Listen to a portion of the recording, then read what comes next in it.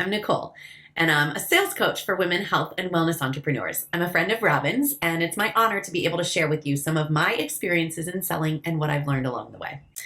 I want to make this world a healthier place, and the best way for me to do that is to help you be confident in starting conversations that lead to sales and clients. You're probably a lot like me. You're passionate about what you do, but you don't want to be salesy and pushy with people. And that's like your biggest fear, and that's what's holding you back from actually making sales or inviting people to the opportunity to work with you. I totally feel you. I'm probably not much different than you. I was a high school math teacher for 15 years before I jumped into the corporate world of sales. I had never sold anything before. And my goal was to be number one in the nation. I quickly became the number one nationally ranked sales rep in my company without formal sales training. And I enjoy sharing what I know so that others can have confidence, success, and fun with sales too.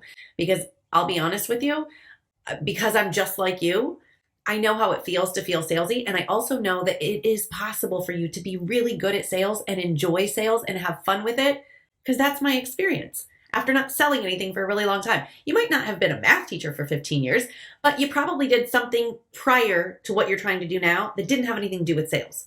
And now you're a business owner, and now all you really want to do is help people because you're a health coach and you have an opportunity to share what you've learned in your experience, but it means you have to sell in order to share and help people. Well, that's what I'm here for. I'm here to help you know that sales doesn't have to feel salesy. It doesn't have to feel pushy. It doesn't have to feel hard. And I want you to know it can be fun. And that's what I'm here to help you do. So here's what we're chatting about today.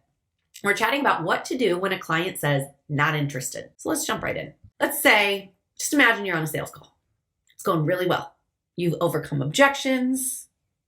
You guide them through making a decision, and you get a yes. Woo! You got a yes, super exciting. And then they say, please send me the link and I'll get it set up today or tomorrow. You get off the call, you send off the link, and then you check later that day and they still haven't paid. And then you check again the next morning and they still haven't paid. And now they're ghosting you. You haven't heard from them, they haven't paid. And you're like, gosh, what the heck do I do next? So really, I want you to know first and foremost, we've all faced this. You are not alone. You've done nothing wrong, but I'm here to help you see where maybe you could make some changes to what you're doing and get a different outcome to these conversations. Get a different outcome so that you're not ghosted, so that somebody is paying the invoice, and so that somebody is stepping into your program without you needing to chase them down.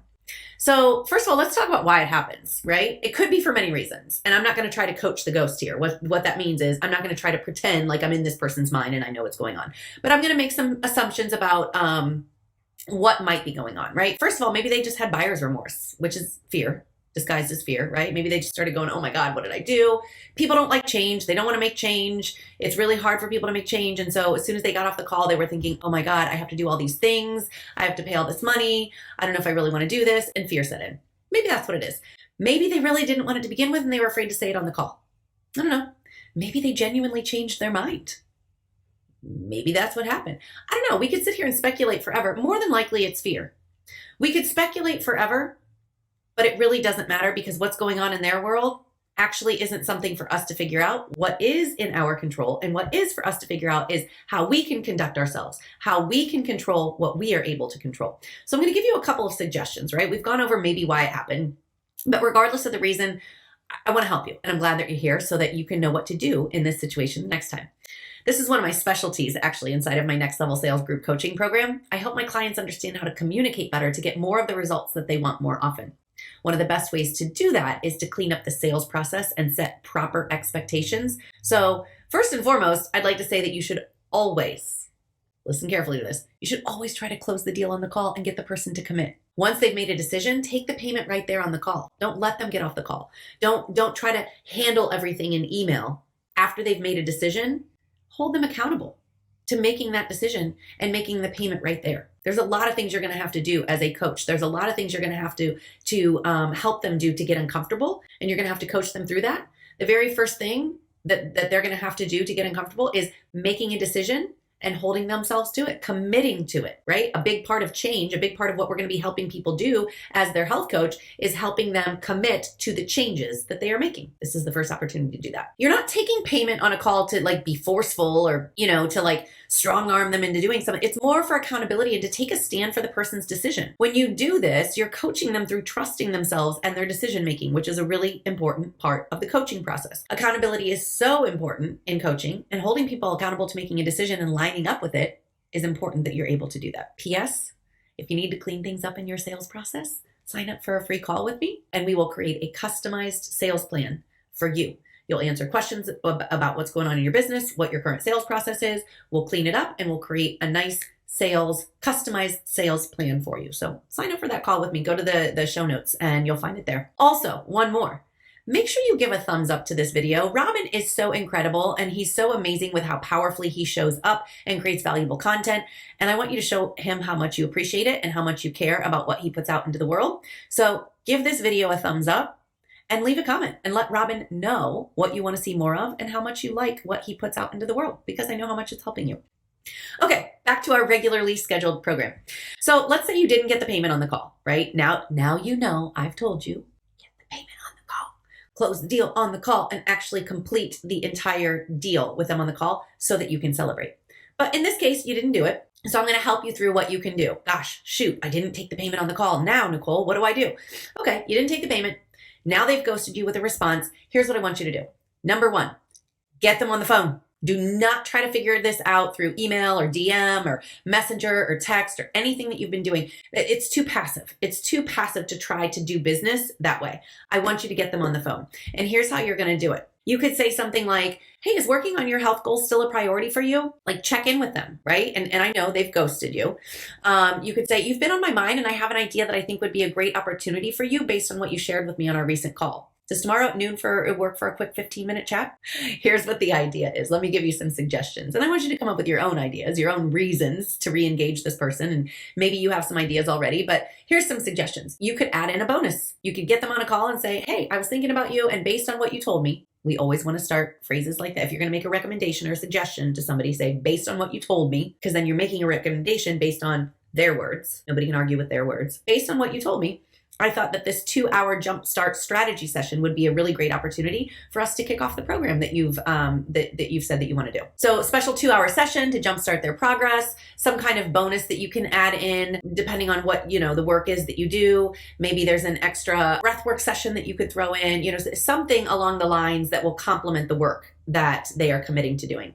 Limited spots for something exclusive. Maybe you have some other kind of workshop going on and you're like, hey, free access to my workshop once you commit to my 3-month program. So just some ideas and some suggestions that you might want to use for what you can offer. And basically what you're doing is you're coming up with a new angle to re-engage the conversation, but from a different perspective. It's also a way to incentivize them to want to make a decision faster. You're like, hey, I was thinking of you. I realized this is a great opportunity based on what you shared with me that you're looking to do. And I wanted to throw this in along with the package that you said that you're going to do. So don't just say, I wanted to follow up with you, or let's chat about your decision, because then that's making it all about you and what you want, right? Like, hey, I'm just following up with you. Hey, I wanted to chat about your decision. I don't want you to be in the same conversation. I don't want you to be like, hey, let's talk about that conversation that we had yesterday where you already said yes, and I'm going to try to get you to say yes again, even though you've ghosted me. It's no. Hey, I was thinking about you. I have an idea based on what you shared with me, and I want to tell you about it. Is tomorrow at noon a good time for you? Let me know if you have 15 minutes. Instead of making it all about you, get them interested in getting the conversation again. We all know for sure they are not out of the pain that they were in.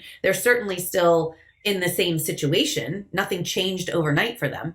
But what we want to find out is it still a priority for you to work on these things at this time? And if they say no, here's what you want. You want them to say no. If legit, it's no. And you want them to hear it. No, I don't want to work on the things that I told you yesterday are so important to me to work on. Make them hear that they are turning themselves down. Not from a place of like punishment or judgment, but you want them to hear that this isn't your decision anyways. It's their decision. You're just helping facilitate the decision that they are making or have already made, and supporting them, taking a stand for them. If they say, yes, it is still a priority for me to work on that, great. Then you've re-engaged it. Great, let's jump on a call and I want to share my idea with you. Does tomorrow at noon work for you for 15 minutes? So again, if they say, no, it's not a priority, then they have to hear themselves say that answer, and they have to be okay with the fact that they are choosing to not work on something that they have said was very important to them, which they're allowed to choose to change their mind. But you want them to hear it. So it's not you trying to talk them into something. It's them saying, no, I don't want to work on this at this time. And basically, you want this. You want to get them on the call so that you can re-engage the conversation, tell them the idea or the opportunity that you have for them, right? Give them a reason to say, yes, let's do this right now. And then on that second call that you're going to get them on, then you can take the payment on the call, because you can say, this bonus is in place if you're ready to make a decision right now. I want to fully support you in the decision that I know you made yesterday. I know you're still interested in doing this. So I want to throw in this bonus on top of what we already talked about so that it will be really easy for you to say yes and move forward with these goals that I know are so important to you. So again, it's just a way to incentivize them to make the decision that they've already made, and they're probably just stalling based on fear. Also, let me remind you, DMs, messages, texts, emails, all of that, it's too easy for people to stall and delay and make up excuses. It's too passive. So you want to support them in making a decision, and the easiest way to do that is to get them on a call. Also, super important to know, every minute that somebody has not paid you, every minute that somebody has walked away from that initial call when they said yes, they are stepping further and further and further away from making the decision to work with you. They were in the emotion. They were in the decision-making mode. They said yes. Any minute, any second from that decision is actually pulling them further and further away from wanting to work with you. So re-engage as soon as you can. I know they've ghosted you. They're not responding, but I'm giving you suggestions to do the best you can to get them into a conversation again. Take a stand for them. Take a stand for what they shared with you that they're really looking to do, and get them in a conversation and help hold them accountable to what they say that they want to work on. Close the deal and collect payment on the call whenever you can. This is the best way to support somebody in making a decision and holding them accountable to that decision. And it's the best way for you to grow your business and not get your time tied up in the back and forth of maybeland, right? That's where a lot of business owners fall short. They spend too much time chasing people. And when people are stuck in maybeland, that's a terrible place to be stuck, because then it ties up all your energy and your focus when you could be focusing on people who are ready to say yes. You don't want to be stuck in maybeland with people. And it's not good for them to be stuck in maybeland either. No good things happen in maybeland. How about that? That's our new saying. No good things happen in maybeland. So keep people out of it. So again, let me summarize. Here are your options. Number one, next time this happens, don't let them off the call and send them the info via email. Collect the payment on the call and celebrate with them on the call. Number two, if this did already happen or it happens again in the future, what I want you to do is right away reach out to them and say, hey, I was thinking of you based on what you shared with me yesterday. I have an idea that I think would really support you. Let me know if tomorrow at noon works for a 15-minute call. Speaking of maybeland, real quick, I have a perfect way to show you how to speak directly to the part of a person's brain that will help them make a decision. It's called the subconscious brain, and the subconscious brain is the part of the brain that does not get stuck in maybeland. So if we can figure out how to talk to the subconscious part of the brain more often, then we are able to support people in making a decision much easier. That decision could be yes, that decision could be no, but the point is we want a definitive decision so that we can either move on with a new client or move on knowing that that was a no, and we get to go after people who are ready to say yes. So here's the good news. Because I know how to help you speak directly to that part of a person's brain and to get more of the results that you want more often, I want you to be a part of a workshop that I'm teaching. It's a 4-week workshop. It's on conversational mastery, and I'm teaching you 10 phrases that you can use in conversations in all areas of your life to help you have more influence, more impact, and get the results that you want more often from your conversations. Check the notes in the description of this video to sign up for the workshop, and also check the notes to book a free customized sales plan with me so that we can get to know each other and I can help support you in creating a sales plan for your business. And don't forget, give this video a thumbs up. Let Robin know in the comments how amazing he is, how much you appreciate this content that he puts out so consistently and so regularly, because all together, all of us doing this, we are making this world a healthier place, and it's really exciting. So give Robin a thumbs up, give him a positive comment, and let him know how much you love what he does. So thank you all so much for being here. I'd love to hear what your takeaways are. Leave a comment with that as well. And I look forward to seeing you in my workshop and hopefully on a customized sales plan call real soon.